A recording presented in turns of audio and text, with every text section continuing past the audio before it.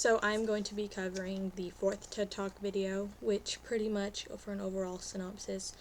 the speaker talks about the negative effects that the society we live in today has on the older generation and the elderly people, and why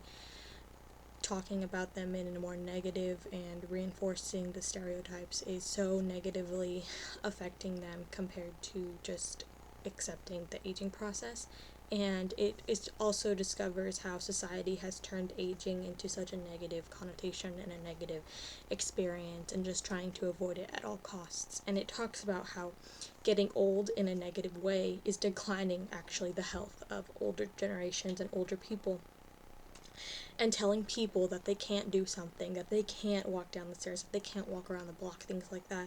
will make it more likely that they won't. Because when you tell someone that they can't do it, it is more likely that they will not be able to do it, because it is being reinforced in their subconscious that they can't do it.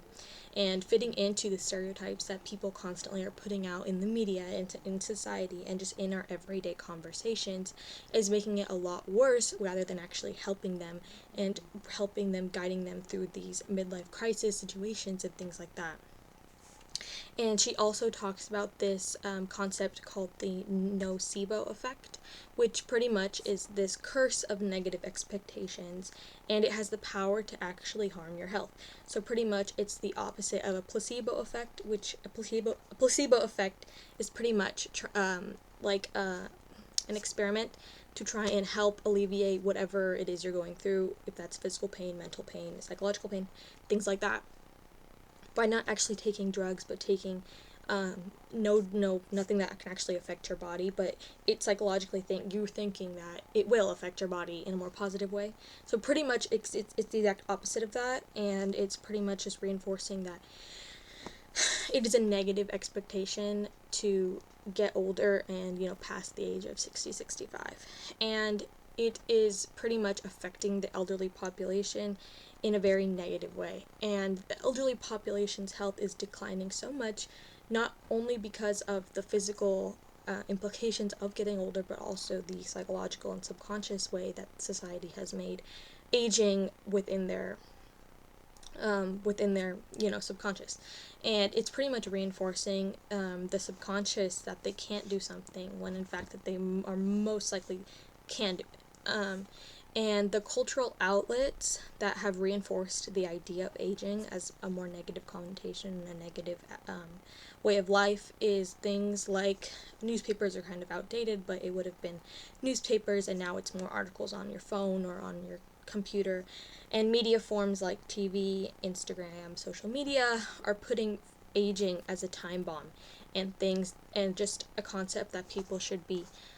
avoiding at all costs, or trying to alleviate. And not, for example, like not accepting job applications of people over the age of 40, things like that, because you think that your subconscious thinks that they are not intellectually at the same level as a 25 or 30-year-old, because of what society has told you already. And the social burden of trying to look younger. There are so many ads and different things on various outlets that is advertising that you should look younger, because if you look younger, you will feel younger, and it is not accepting that aging, you will look different, you will look older, you will look, and so like that, you will have wrinkles, you will have different things like that. So putting things out that can slow down the aging process reinforces that it's a bad thing that the aging process is occurring. And for example, like the speaker talked about something as simple as a $1 birthday card that you might get at the store for a loved one or a friend or something like that, that has like punchlines of scenarios that are just reinforcing the fact that older makes it less intelligent and less capable of doing normal things that you would have at the ages of 30 and 35. So just reinforcing things like that is actually affecting the health of elderly people and older generations a lot negatively. And some of the reasons that the speaker points out that might contribute to more of a happier elderly population is those over the ages of 50 actually catch half as many colds or illnesses and viruses as those of 20-something, because they are able to build up an immunity within those 30 years and 35 years of life. And another thing that makes them happier is the longest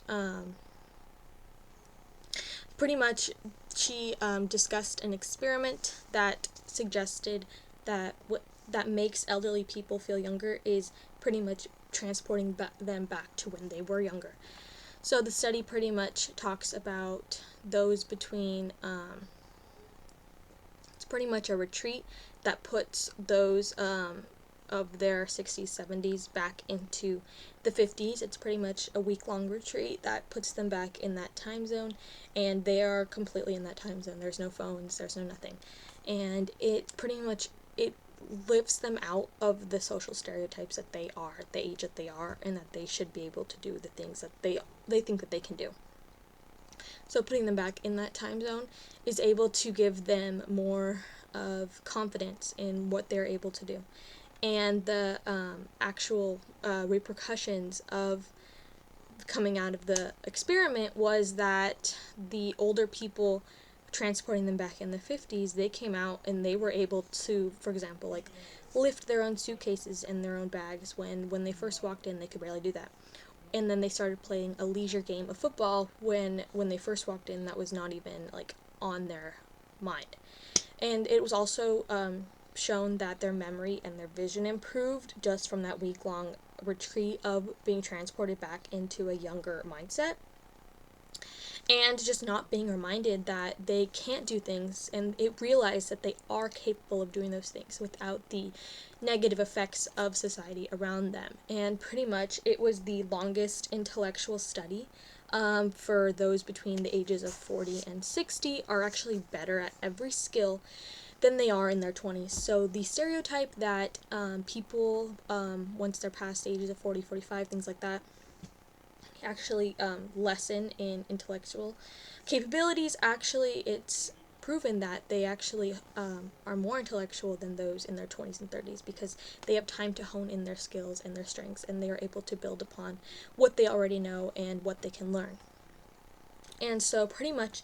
the takeaways and how can we apply the findings to the elderly population within current times is pretty much to try and lessen the talk about aging in a comical or a negative scenario, and treating people of elderly and older populations of like 60 and plus as if they were 30 again, treating them like normal people, not differently, and not contributing to them aging themselves, because they're going to age themselves psychologically already without society helping that, and with society helping that will just do it 10 times more. And pretty much just to not feeding to stereotypes about elderly people's capabilities, because they are capable of a lot more than society says that they are, and that the cultural changes that can pretty much stop this this dwindling quality of life and can actually help improve it would be like stop putting so many ads out on the media and social media of ways to stop aging and to avoid it, but rather just to enforce it and to kind of accept it, and don't put remedies on how to make the aging process go slower, because it's a bad thing, and don't make them think that it is such a negative thing to get old, and don't put negative lines on birthday cards, because if they do, it just makes them dread their next birthday, and they don't even want to, celebrate what should be celebrated.